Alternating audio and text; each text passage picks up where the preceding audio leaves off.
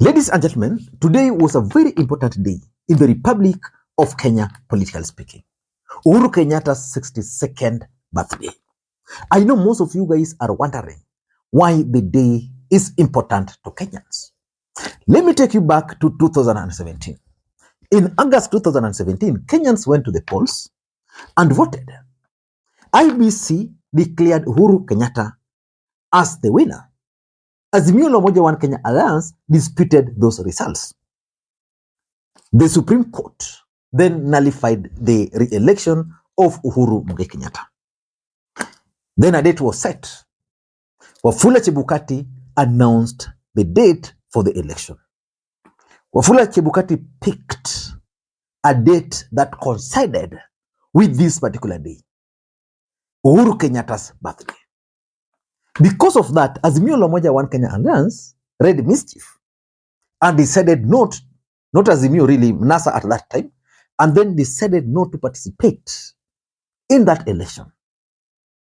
So on a day like this in 2017, Jubilee members, including William Ruto, Rigathi Gachagua, Kanini Kega, all those people went to the polls to give Uhuru Kenyatta what they were calling birthday gift. Again today, the celebrations were conducted across the country.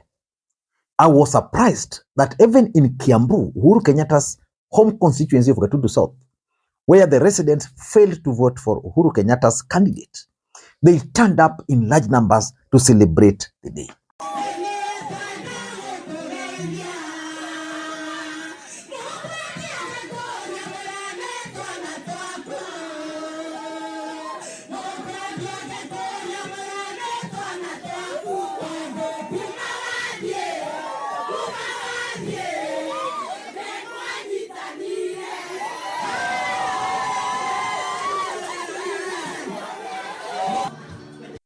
The celebrations were also witnessed in various towns, including in matatus where Kenyans shared cakes. But the main event was at Jubilee Party headquarters. Because the NEC can only be called by the Secretary General in consultation with the party leader. That didn't happen. Tomorrow, I'll do a critical analysis about Uhuru Kenyatta's birthday because it was significant politically speaking. But in this video, I want us to look at something that David Murathe stated in his speech. David Murathe is a close associate of Uhuru Kenyatta. And David Murathe revealed to Kenyans how Kanini Kega and the group stole over 60 million Kenyan shillings from Jubilee Party accounts when they were still in court. I want you guys to pay very close attention to what David Murathe is trying to say here. And then, because in politics nothing happens out of mere coincidence, I'm going to explain to you guys why David Murathe had to reveal those final details on this particular day. Was taken to the PSC. She stopped being an official of the party. As from that Gazette notice, Nelson Zuya has ceased to be the chairman of Jubilee Party. Huyu mwingine, two deputy party leaders, Naomi Shaban na Jimmy Angwenyi, they were also appointed. Mutava had been appointed earlier. Joel Kibe had been appointed and more seated. The quorum of NEC is 21. If these 7 are not there, that leaves 14. And the quorum of the NEC is 1/3. So 1/3 is 5 or 14. Because effectively they are not there. And that is why we are so mad with that IDRC, which purportedly gave a finding yesterday that the NEC meeting of today called by Kioni is stayed. These people are supposed to be lawyers. They ought to have known that as of last week, Zuya and company cannot write to them about internal dispute resolution. They are no longer party officials. By the way, those people are supposed to be the equivalent of a judge of a high court. And if they don't know, let them take notice. Because the conspiracies that have been here between themselves and the renegades and the office of the political party registrar is now becoming a joke. These are the same fellows who gave notice that their intention to remove Murathe and Kioni, and the registrar, as per the law, give a 7-day notice to the members of the public to complain or otherwise. Even before the 7 days were over, she changed signatories to the Jubilee bank account. Those people went and stole 90 million shillings from the Jubilee account. Huyo Kanini Kega amenunua nyumba Malindi 45 million. Sijui hiyo ingine waligawana namna gani. We are in court on that one. The court has issued to the Equity Bank, wapatie Secretary General, wampatie account ya chama ya Jubilee. Because we went to court and we got a court order stopping them from interfering with the accounts of the party. Na hii pesa sio yetu, ni yenu na ni ya taxpayer. They claimed that they were paying staff, which the bank has a schedule of staff, and you can transfer the money internally. When we took the legal lawyer's order from the court, they went ahead and transferred it to themselves and some fake companies online, because the director of legal at Equity Bank, when they went to withdraw money, presented them with a court order and told them, I'm sorry, we cannot give you money, we have an order from the court.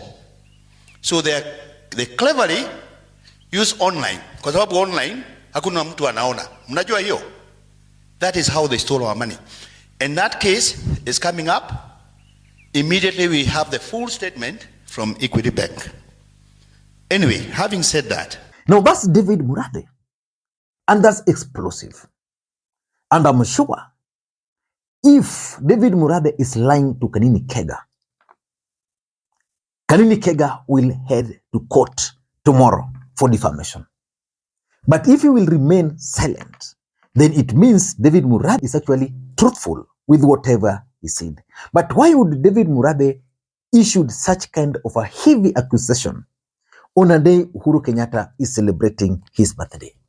That's exactly what I want to reveal to you guys in this particular video.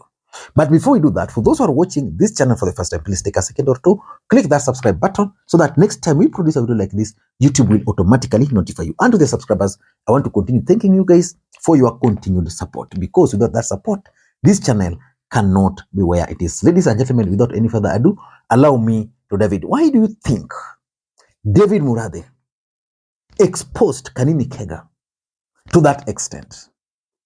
Number one, in my view, David Murathe wanted to expose to Kenyans the real objective behind the war in Jubilee. And the objective behind the war in Jubilee is not about the fact that Kanini Kega or Sabina Chege wanted to be the officials of Jubilee Party.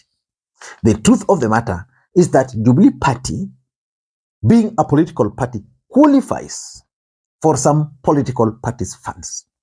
And of course, Jubilee Party remember in the last election, in 2022 election, Jubilee was actually, I think, getting the second or the highest share of the political party's funds. And it was a huge amount of money. And the fact that Uhuru Kenyatta was also the president and the goodwill, I am 100% sure that Jubilee Party had enough money. And that is what Kanini Kega and the group wanted to get from these guys. Because as long as that money was there, it simply means that they were able to move around. At some point, I remember William Ruto was very bitter that they contributed immensely for the success of Jubilee. Then they were kicked out. And in fact, he justified the hostile takeover by Kanini Kega and the group. So for me, I think David Murathe just wanted to tell Kenyans that, you see, whatever was happening in Jubilee was not happening because of any other thing. It was happening just for the mere fact that all these guys were just interested in the political party's fund, the amount of money that was in the account. David Murathe is saying Kanini Kega took 60 million. Then he bought a house for 45 million. Then the rest maybe they shared. He's not telling us how much are still left in that party. So for me, he has now succeeded in telling Kenyans that the truth is the war in Jubilee is about the money. Number two, I think he also wanted to expose the fact that Kanini Kega and Sabina Chege took over Jubilee, and within 1 week, they'd already stolen enough money. So what is not very clear is whether this money they picked from that account, then transferred it to another account which now they were using to run the other office. Because remember, after the fallout and the hostile takeover, Sabina Chege and the group, I think, ended up opening another office. And they started some political activities, which I think they have now stopped. So I don't know why. But within a week, if what Kanini Kega is, what David Murathe is saying is true, within a week, these guys had actually withdrawn 60 million Kenyan shillings. So that's very, very serious. And I'm also believing that the other reason why he's doing this is that they want to win sympathy of their supporters. That us, we've been with this party, we have funding, we've never stolen. These guys come, within 1 week, they've already stolen. So the question is, if 1 week they've already taken like 60 million, how much will they take in 1 year? And probably lastly, David Murathe, being a politician, just wanted to expose the dirty side of Kanini Kega, the dirty side of that group. I don't know what you think, but I think David Murathe stated so many important things. And of course, the fact that Maina Njenga was also present in this event, it means this event is, the birthday party is also significant. So tomorrow, we'll do a proper analysis about the real birthday party. Who attended? Why Azimio missed? Where was Uhuru Kenyatta? What was the objective of the whole thing? Those are some of the questions we will try to answer in our video tomorrow. Until next time, this is Lee Makwiny. Bye-bye, and may you have a good day. I know it's late, but have a good day. Bye-bye.